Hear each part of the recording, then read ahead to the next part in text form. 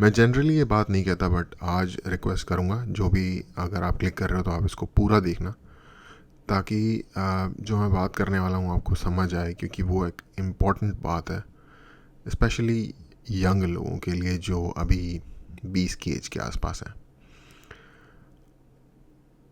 पाकिस्तान के prime minister Shahbaz शरीफ ने UN में एक स्पीच दी है कुछ दिनों पहले, और उसमें उन्होंने कहा कि इंडिया हम पे अटैक अगर करना चाहेगा तो हम खुले हाँ में धमकी दे रहे हैं, ये है वो है, और हम तैयार रहेंगे। मतलब जो भी हमारा फुल वो है, मतलब नो अनसर्टेन टर्म्स में हम ये बात बता रहे हैं कि हम वापस मतलब आप पे हमला करेंगे या आपसे बदला लेंगे। बेसिकली हम पे डोंट यू डेयर, या फिर हम पे हमला करने की कोई ज़रूरत नहीं है, वरना हम दिखा देंगे आपको, सबक सिखा देंगे, कुछ इस टाइप की। बेसिकली बेटा पंगा मत ले लियो, नहीं तो बता दूंगा। स्कूल के लेवल पे जो होता है वही चीज़ इंटरनेशनल जियोपॉलिटिकल लेवल पे। अब जो मैं बात करना चाहता हूँ इस टॉपिक पे, मैं ये न्यूज़ तो आपने पढ़ी ली होगी या जान ही ली होगी कहीं ना कहीं से, नहीं जान ली तो अब आपको पता चल गया होगा। आ, पर मैं जो यहाँ डिस्कस करना चाहता हूँ वो ये है कि जनरल मीडिया और इवन यूट्यूब पे भी जो लोग आपको एजुकेट करने के पर्पस से सामने आते हैं, या प्रोफेस करते हैं कि हम एजुकेटर्स हैं, हम आपको सिखाना चाहते हैं या आपको अवेयर बनाना चाहते हैं चीज़ों के बारे में, जिनके एजुकेशन से रिलेटेड यूट्यूब के ऊपर चैनल है। मैं अक्सर बात करता रहता हूँ फेक यूपीएससी चैनल्स की, जो कि फेक यूपीएससी की तैयारी करवाने के नाम पे बेसिकली आपको पेज 3 के इन्फोटेनमेंट बेच रहे हैं। किसी भी यूपीएससी में उस तरीके के लेवल की ना लैंग्वेज यूज़ होती है, ना उस तरीके के टॉपिक पे क्वेश्चन आते हैं। हो सकता है कुछ आ जाते हो रिलेटेड, बट जैसी जैसी बातें हो रही होती हैं उनसे रिलेटेड कोई क्वेश्चन नहीं आने वाला। स्पेशली नैरेटिव या जो आप स्टोरी बताओगे उस क्वेश्चन से रिलेटेड, उस तरीके से बात नहीं होती। तो अब जब ये चीज़ हुई है, इसमें आपको क्या बताया जाएगा? इसमें आपको ये बताया जाएगा, देखो पाकिस्तान कितनी बेशरम कंट्री है, देखो कितनी वो बुरी कंट्री है, ये है वो है। आ, क्या वो वहाँ के प्राइम मिनिस्टर में इतना दिमाग नहीं है, ये सिर्फ लड़ने के पीछे हैं। इनकी खुद की कंट्री फेल हो रही है लेकिन ये हमसे लड़ना चाहते हैं, ये वो। इस तरीके की आपको बातें, इसी ऑर्डर के अराउंड डिफरेंट तरीके की बातें आपको सुनने को मिलेंगी न्यूज़ में भी, और जो अब सो कॉल्ड एजुकेशन चैनल्स हैं उनके ऊपर भी। कुछ लोग शायद आपको क्लैरिटी दें सिचुएशन की कि एक्चुअल में रियलिटी क्या है, जब ऐसा कुछ होता है तो एक्चुअल में हो क्या रहा होता है। बट शायद बहुत कम ऐसे लोग होंगे। मैं कोशिश करता हूँ इसको एक्सप्लेन करने की, या फिर थोड़ा क्लैरिफाई करने की कि ये एक्चुअली होता क्या है जब भी कोई ऐसा इंसिडेंट होता है। पाकिस्तान का एग्जांपल लेते हैं। पाकिस्तान आई मीन ये अभी के करंट वाले का एग्जांपल लेते हैं। शहबाज शरीफ की गवर्नमेंट वहाँ पे जो आई है वो कोई इलेक्शन जीत के नहीं आई है। इमरान खान की गवर्नमेंट इलेक्शन जीत के एक्चुअली आई है टेक्निकली, बट अगर आपको पता होगा कि वहाँ पे जो आर्म्ड फोर्सेस हैं जो उनकी, वो एक पार्टी को चुनती हैं कि ये हमारे लिए बिडिंग करेंगे, ये हमारे लिए लॉबिंग करेंगे, या ये हमारी बेसिकली पपेट गवर्नमेंट बन के रहेंगे। और उस हिसाब से जो जिसको वो चुनते हैं अपना ये काम करने के लिए, उसको वो जितवा देते हैं गवर्नमेंट में। उनके उस वो करने के उनके पास अपने तरीके हैं, अपने आइडियाज़ हैं उनके बारे में। एक बड़ी पॉपुलर लाइन है कि जंग कभी नहीं जीती और इलेक्शन कभी नहीं हारा। तो जिन्होंने ये सुना होगा उन्हें समझ आता होगा। तो ये बेसिकली, और इस बार क्या हुआ, जनरली वहाँ की जो आम जनता है वो काफ़ी प्रो अपनी आर्मी होती है, क्योंकि इस तरीके का अगर आप बचपन से ही पढ़ा के स्कूल में प्रोपेगेंडा पूरा फीड इन करोगे, जो कि जस्ट पाकिस्तान की बात नहीं है, ये हमारे पूरे दुनिया में ही होता है। गवर्नमेंट प्रोपेगेंडा देती है लोगों को। ये इंडिया में भी होता है, ये अमेरिका में भी होता है, ये सब जगह होता है कि गवर्नमेंट एक सर्टेन नैरेटिव है, प्रोपेगेंडा फीड इन करती है अपने लोगों में, जो कि स्टेट का नैरेटिव होता है बेसिकली। तो उनके वहाँ जो आर्मी को बहुत ज़्यादा मतलब क्या कहें, पायस ऑर्गेनाइजेशन, धर्म की रक्षक काइंड ऑफ उनके लैंग्वेज में बना के प्रस्तुत किया जाता है, और उनको बताया जाता है कि यही है जो जिसकी वजह से तुम बचे हुए हो, वरना इंडिया तो तुम्हें कब का निगल लेता, खा लेता ये वो। अब चलो जितना उसमें सही है गलत है, वो कोई भी समझदार आदमी बड़ी क्विकली फाइंड आउट कर लेता है। उसमें हुआ ये कि लास्ट 4-5 सालों में या 10 सालों में इमरान खान ने इस नैरेटिव को बहुत ज़्यादा तोड़ दिया, और एक बहुत बड़ी पॉपुलेशन का हिस्सा है इमरान खान के लिए, मतलब ब्लाइंड फॉलोअर्स हैं बेसिकली। अब इमरान खान एक अलग ही आइटम है, वो भी कोई दूध का धुला सच्चा इंसान नहीं है, बट यू नो एक कल्ट फॉलोइंग होती है उस बंदे की पहले की अचीवमेंट्स है, as a cricketer, as a sports star, as a philanthropist, जो उसने काम किए हैं पाकिस्तान में, उस वजह से उसकी फॉलोइंग है। और एक गुड लुकिंग इंसान को मैं आपको बताता हूँ, पूरी दुनिया में जो गुड लुकिंग व्यक्ति होता है, फिजिकली गुड लुकिंग, उसको इन जनरल एडवांटेज होता है। इनफैक्ट सो मच सो कि जो गुड लुकिंग सीरियल किलर्स भी थे ना, उनको लड़कियां लव लेटर लिखती थी जेल में, ऐसे बहुत सारे इंसिडेंट हो रखे हैं। तो इतनी ज़्यादा इस चीज़ का इतना ज़्यादा फ़र्क पड़ता है कि आपके लुक्स कैसे हैं। कोई आपको कुछ भी बताता रहे लुक्स डजंट मैटर, ब्ला ये भी है, वो चुतियाप है वो, ठीक है। सच जानना है तो मैं खुला खुला बता रहा हूँ। तो इस वजह से भी इमरान खान की बहुत ज़्यादा बोलेंगे, क्योंकि he is generally, I mean now he is like touching 70 और something, but he is objectively he was at least a good looking man. तो उस वो वाला एक क्या कहते हैं, छाया हुआ था एक तरीके का नशा भी लोगों पे। तो बेसिकली हुआ ये इन सारी चीज़ों की वजह से कि जो वहाँ की गवर्नमेंट है करंट, जो कि आर्मी के द्वारा प्रपोर्टेड है, उसको वहाँ की करंट उसको वहाँ की काफ़ी बड़ी जनता का हिस्सा बिल्कुल भी लाइक नहीं करता। लास्ट 9 मई को इसी साल के एक बहुत बड़ा उत्पात मच गया था, विद्रोह हो गया था पाकिस्तान में, जिसमें कि आपने देखा ही होगा न्यूज़ वगैरह में, जिसमें कि काफ़ी ज़्यादा पाकिस्तानी आर्मी के अगेंस्ट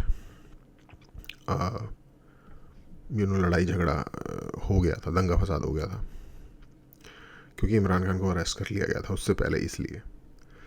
तो इस सारे कॉन्टेक्स्ट में करंट गवर्नमेंट बहुत ही हाईली अनपॉपुलर गवर्नमेंट है।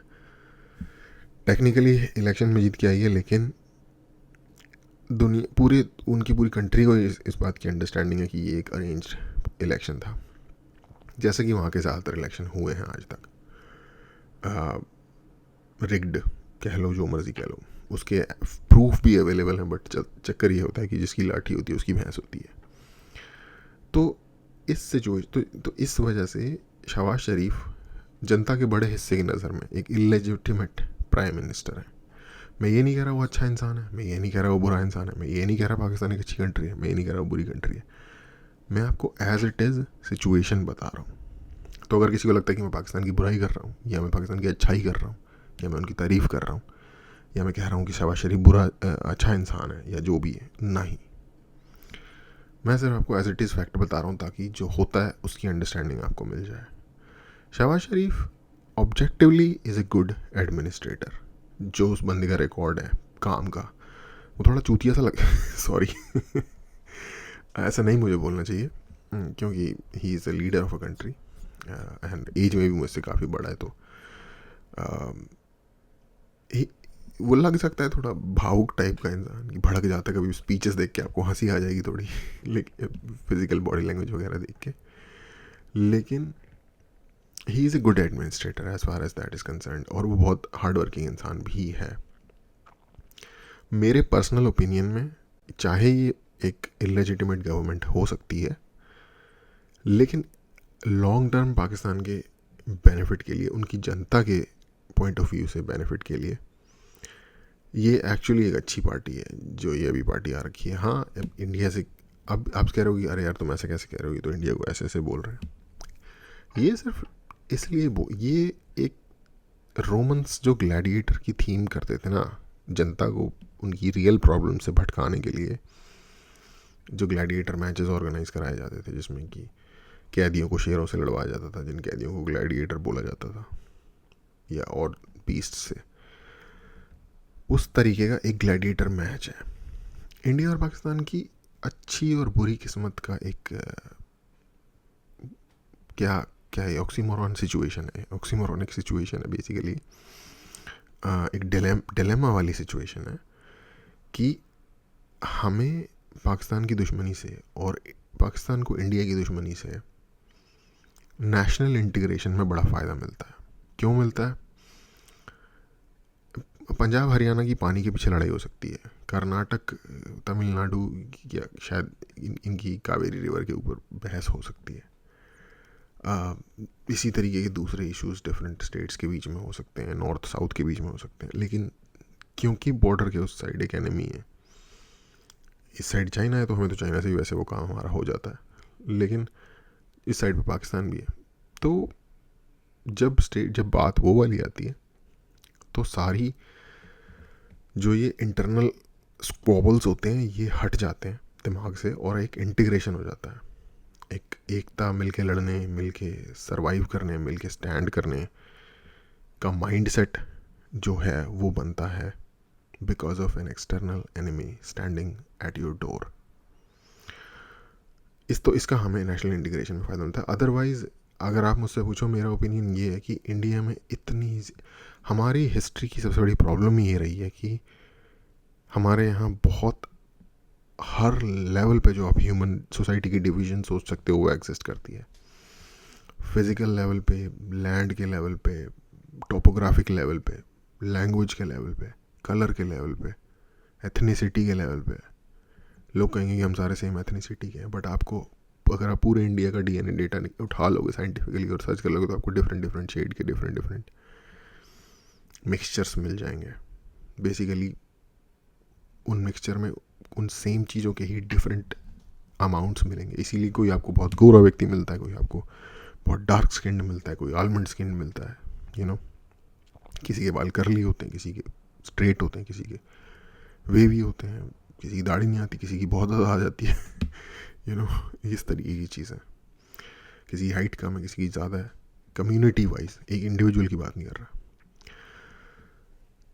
तो एथनिसिटी के बेसिस पे भी, कल्चर के बेसिस पे, फूड के बेसिस पे, आप जितनी तरीके से सोच सकते हो, वेज नॉन वेज के बीच में आप जितनी तरीके से सोच सकते हो, हमारी कंट्री बहुत ज़्यादा डिवाइडेड है। होमोजेनिटी बिल्कुल एग्जिस्ट ही नहीं करती हमारी कंट्री में।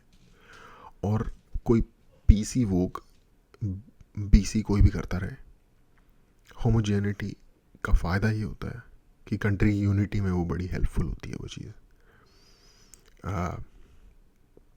चाइना की 90+% आबादी हान चाइनीज़ की है, और उसका फ़ायदा उन्हें ये मिला कि 3 से 4 हज़ार साल से वो कंट्री ऑलमोस्ट उसी साइज़ में एग्जिस्ट करती है।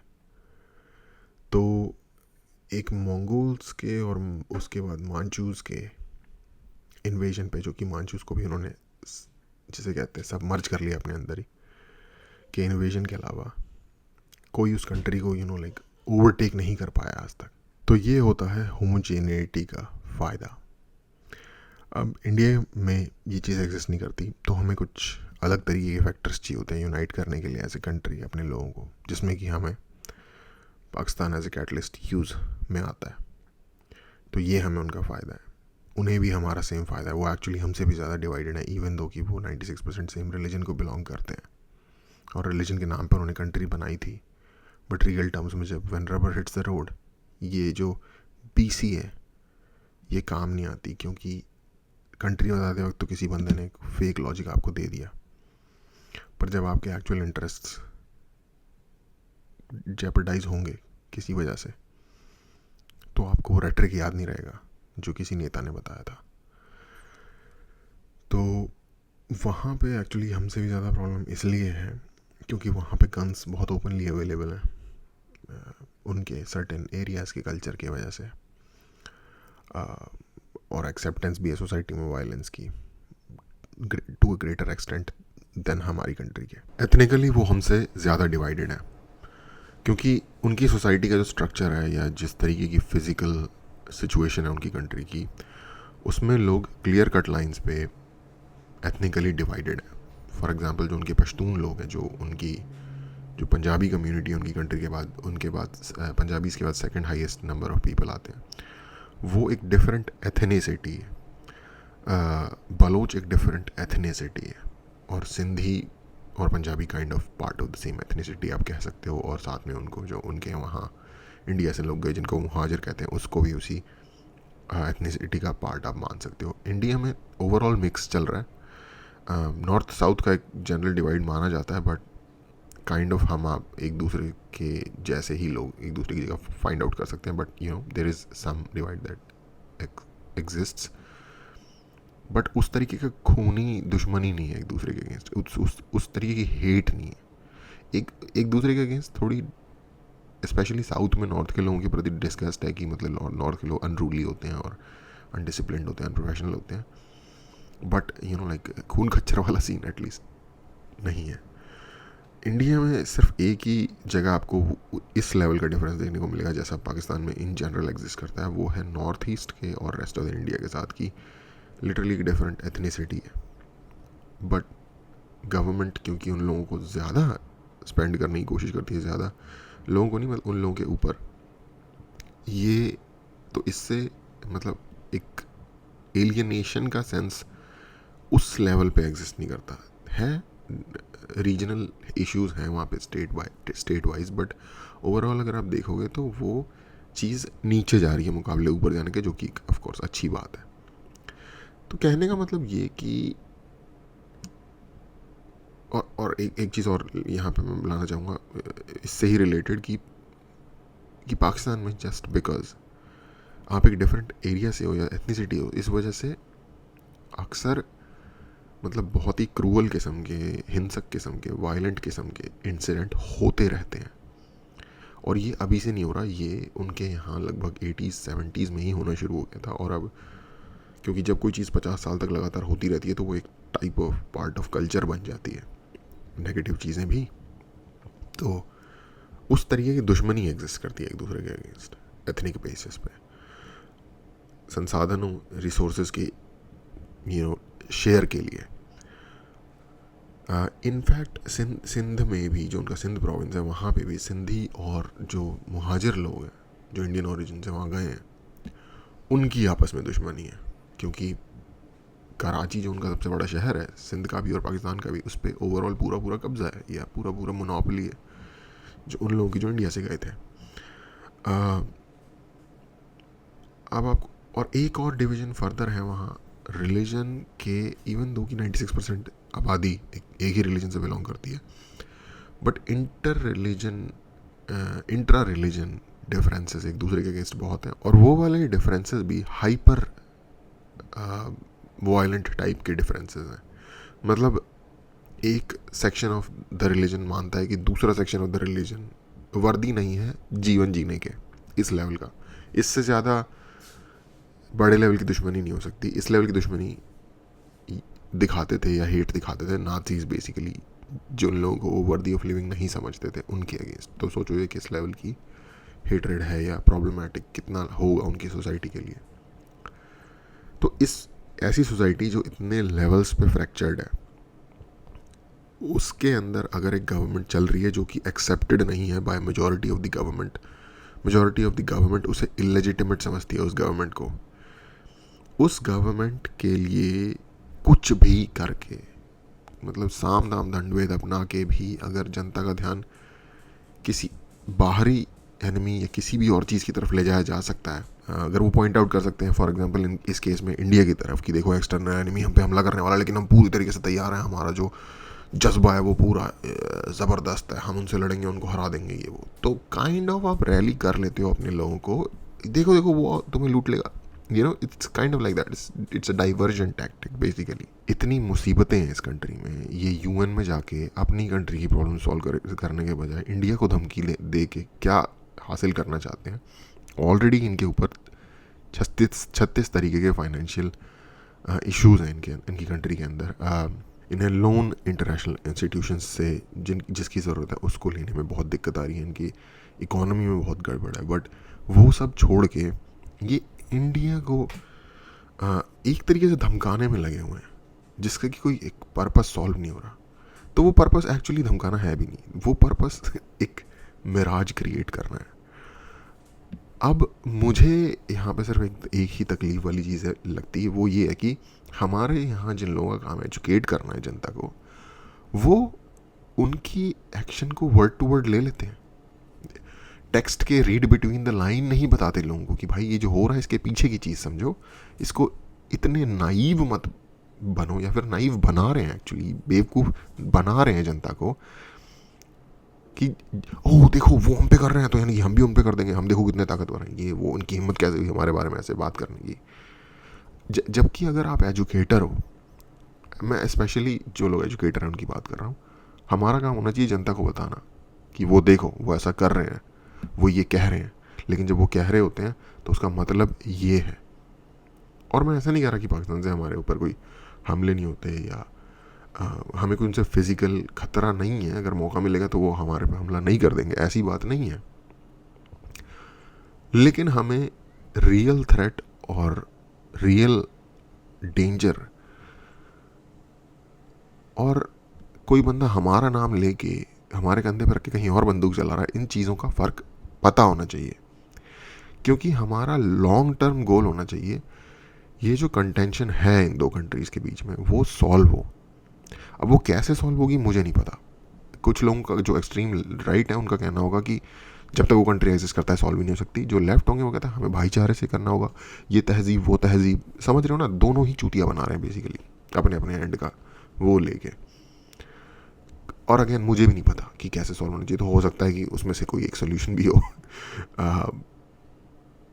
बट सॉल्व होना डेफिनेटली ज़रूरी है लॉन्ग टर्म में, क्योंकि जब तक हम उनके साथ लड़ेंगे, मान लो किसी बंदे ने खुद को तो तबाह करना है, उसका तो हम कुछ कर नहीं सकते, लेकिन अगर वो आपके साथ लड़ रहा है और आप कंटिन्यूसली लड़ रहे हो उसके साथ, तो आपकी एनर्जीज, रिसोर्सेज, टाइम स्पेंड हो रहा है उस पर एक्स्ट्रा, जो कि किसी बेहतर जगह पे अपनी बेटरमेंट में आप लगा सकते थे। तो इसलिए वो हॉस्टिलिटी जो है वो एंड होना हमारे बहुत ज़्यादा फ़ायदे में है, किसी भी एंगल से देखा जाए। तो हम इंटरनल इश्यूज़ पे फोकस कर सकते हैं,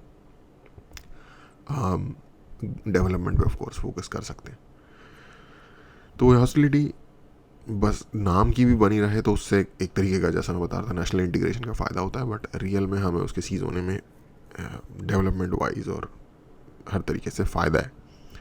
और वो तब होगा जब एटलीस्ट जनता जो है यहाँ की, और होपफुली वहाँ की भी, और ऐसी बात नहीं है कि वहाँ सब पूरे के पूरे ब्रेन वॉश्ड ही हैं, बहुत सारे ऐसे भी लोग होंगे जो इन सारी चीज़ों को समझते होंगे और जब यूज़ करते होंगे तो टैक्टिकली यूज़ करते होंगे। फॉर एग्जांपल शहबाज शरीफ या इनके जो भाई हैं नवाज शरीफ, इनके बारे में मुझे 100% यकीन है कि इनको अंडरस्टैंडिंग है कि वहाँ सिस्टम कैसे चलता है, क्या बोलना है इससे फ़ायदा होगा।